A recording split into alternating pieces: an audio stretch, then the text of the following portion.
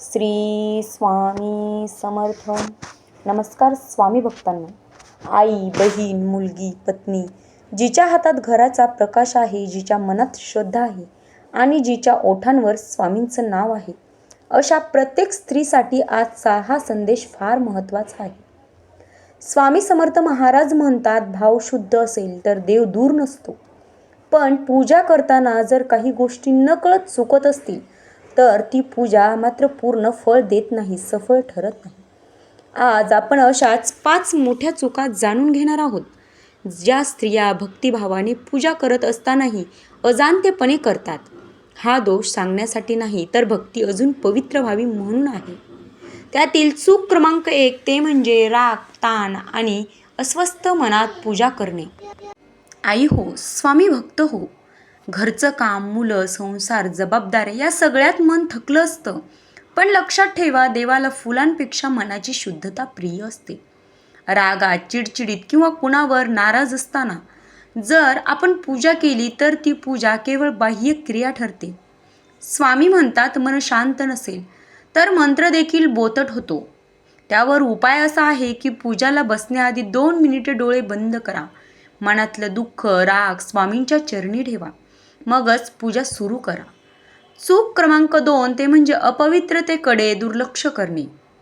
काही स्त्रिया म्हणतात, मन शुद्ध आहे ना, मग पुरे. पण शास्त्र सांगतं, शरीर, मन आणि जागा तिन्ही सुद्धा शुद्ध असायला हव्यात. अस्वच्छ कपडे, अर्धवट अंघोळ, अस्वच्छ पूजा स्थान यामुळे पूजा पूर्ण फलदायी होत नाही.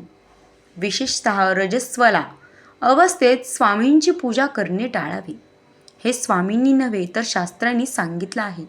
यावर उपाय म्हणजे स्वच्छ कपडे, शांत मन आणि नीटनेटकी पूजा. जागा हेच खरे स्वामींचं वस्त्र आहे. चूक क्रमांक 3 ते म्हणजे केवळ मागण्या करणारी पूजा. म्हणजे स्वामी हे दे, स्वामी ते दे, हे मिळो ते मिळो, हे पाहिजे ते पाहिजे. आई बहिणींनो, देव हा दुकान नाही आहे आणि पूजा ही मागण्यांची यादी नाही आहे. फक्त अपेक्षा घेऊन केलेली पूजा हळूहळू स्वार्थी बनते, जी की फक्त आपण आपल्या स्वार्थासाठी करतो. की देव म्हणजे आपल्या मागणं पूर्ण करणारं एक शस्त्र आहे, असा आपण त्याचा वापर करतो. तर ही स्वार्थी पूजा ही करणं चूक टाळा. स्वामी समर्थ महाराज म्हणतात, जे न मागता स्वीकारतो त्यालाच मी भरभरून देतो. मैत्रिणींनो, ह्यावर उपाय म्हणजे पूजेत आधी धन्यवाद द्या. आज जे आहे त्यांच्यासाठी कृतज्ञता व्यक्त करा आणि मग गरज सांगा, हट्ट नाही. चूक क्रमांक 4 ते म्हणजे नियम न पाळता मनमानी पूजा करणे. कधी उशिरा, कधी घाईत, कधी मोबाईल हातात ठेवून पूजा करणे. तर स्वामी भक्तांनो, पूजा म्हणजे वेळ काढून केलेली भक्ती असते. स्वामींना वेळ नाही पाहिजे, त्यांना नियमितपणा पाहिजे.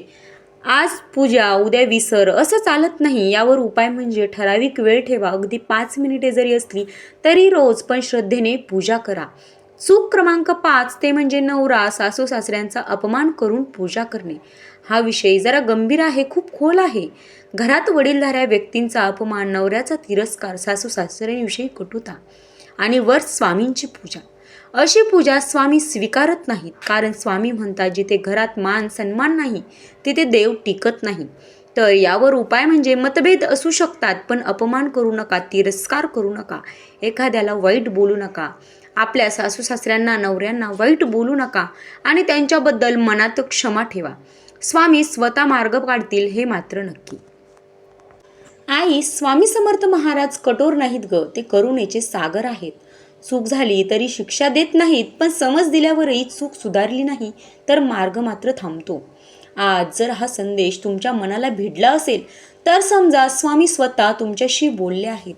आजच ठरवा, पूजा ही केवळ रीत नाही, ती नातं आहे, स्वामींशी जोडलेलं नातं. ओम श्री स्वामी समर्थ. स्वामी तुमचं घर, मन आणि आयुष्य आनंदाने भरून टाकोत, ही स्वामींच्या चरणी प्रार्थना. आई, जर आजचा हा संदेश ऐकताना तुमच्या डोळ्यांच्या कडा ओलावल्या असतील तर समजा ते अश्रू तुमचे नाहीत, ते स्वामी समर्थ महाराज स्वीकारत आहेत. स्वामी कठोर नाहीत, ते तुमच्यासारखेच आहेत, आईसारखे. घरात सगळ्यांसाठी झटणारी, स्वतःसाठी कधीच काही न मागणारी आणि तरीही शेवटी शांतपणे देवासमोर उभी राहणारी स्त्री स्वामींना फार प्रिय असते. तू थकली असशील, कदाचित कुणालाच तुझ्या वेदना कळल्या नसतील, कुणी तू काय केलंस असं कधी विचारलं नसेल, पण स्वामींना पाहिलं आहे. तू रडत पूजा केली आहेस, तू गाठोडं बांधून दुःख मनात ठेवलं आहेस. हे सर्व काही स्वामींनी पाहिलं आहे आणि तरीही तुझ्या ओठांवर स्वामींचं नाव होतं. आई, स्वामी तुझ्या अश्रूंना कधीच दुर्लक्ष करत नाहीत. तू कधी पूजा करताना मनातल्या मनात म्हणाली असशील ना, स्वामी आता नाही सहन होत, तेव्हा स्वामी हसले असतील आणि म्हणाले असतील, थोडं थांब, मी आहे. आज जर एक तरी चूक तू मनापासून सुधारायचा निश्चय केला असेल तर समजा आजपासून तुझ्या आयुष्यात स्वामींची सुरू झाली आहे. देव उशिरा येतो पण कधीच चुकीच्या वेळेला येत नाही. आई, तू पूजा करतेस ते फक्त दिव्यासमोर उभी राहून नाही. तू पूजा करतेस रोज कुटुंबासाठी झटून, स्वतःला विसरून आणि तरीही श्रद्धा न सोडून.